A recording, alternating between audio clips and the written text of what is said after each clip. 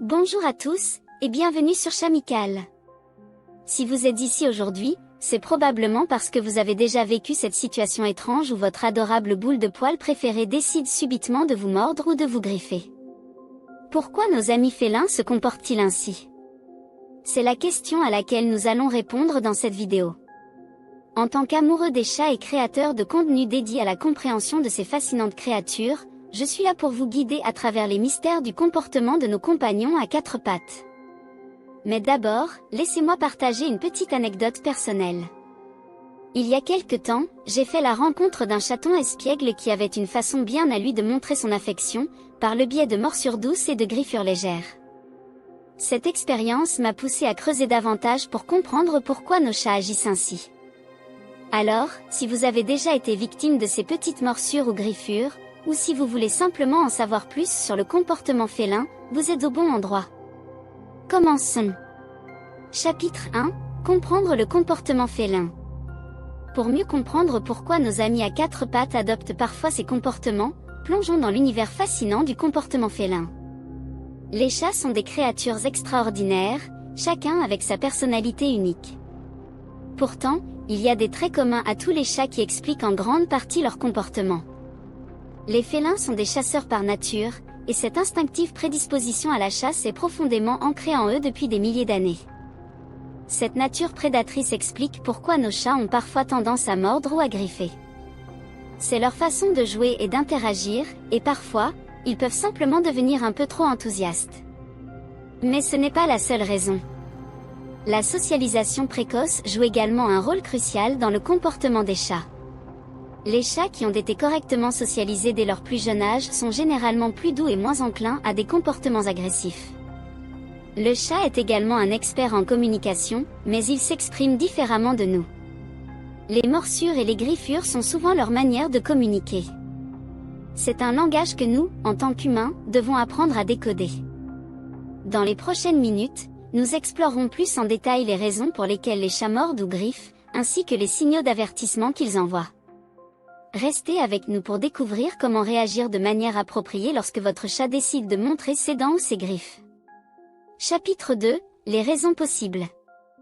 Nous avons déjà compris que les chats sont des créatures fascinantes, mais qu'est-ce qui peut les pousser à mordre ou à griffer? Examinons maintenant quelques-unes des raisons possibles derrière ce comportement. La première raison courante est la peur. Les chats sont sensibles à leur environnement, et s'ils se sentent menacés ou effrayés, ils peuvent réagir en mordant ou en griffant pour se défendre. C'est leur manière de dire « laissez-moi tranquille ». Un autre facteur à prendre en compte est le jeu agressif. Les chats aiment jouer, mais parfois, ils peuvent devenir trop excités et confondre nos mains ou nos pieds avec des proies. C'est pourquoi ils peuvent mordre ou griffer pendant le jeu. La territorialité est également une raison fréquente. Les chats sont attachés à leur territoire, et si quelqu'un ou quelque chose les envahit, ils peuvent réagir de manière agressive pour protéger leur espace. Enfin, il y a la possibilité de la douleur. Les chats peuvent avoir mal à cause d'une blessure ou d'une maladie, et ils expriment souvent leur douleur par des comportements agressifs, y compris des morsures ou des griffures. Gardez à l'esprit que chaque chat est unique, et la raison derrière son comportement peut varier.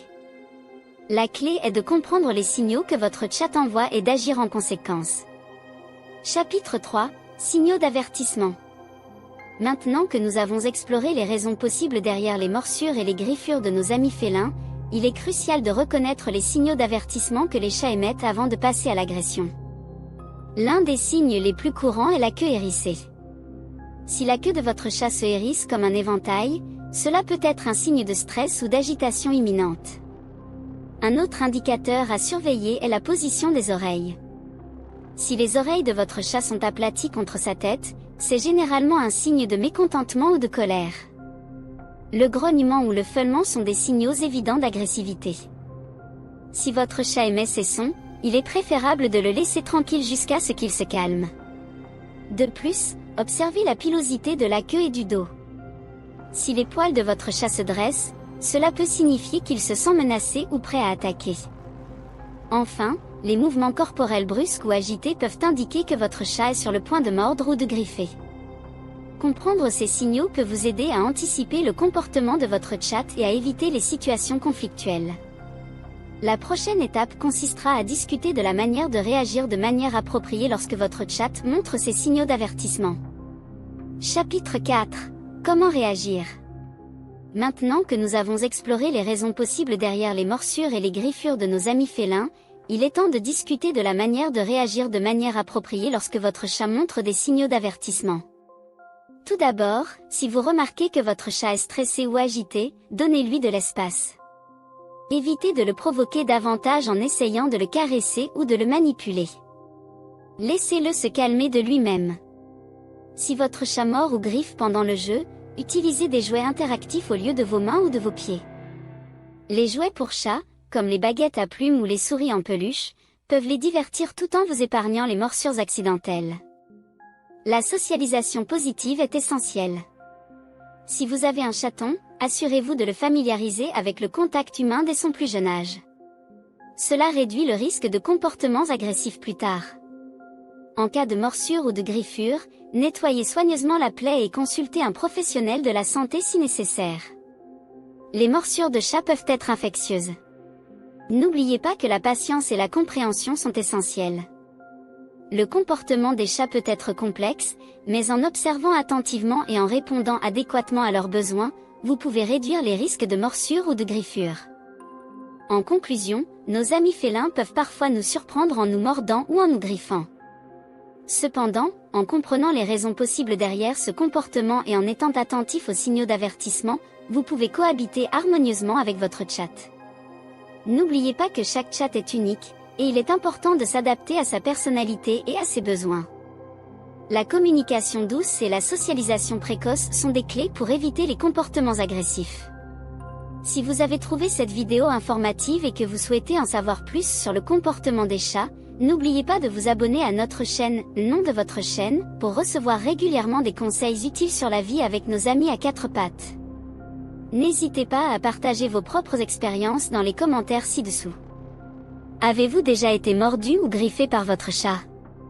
Comment avez-vous réagi? Vos histoires peuvent aider d'autres amoureux des chats. Merci d'avoir regardé cette vidéo, et à bientôt pour plus de conseils sur Chamical.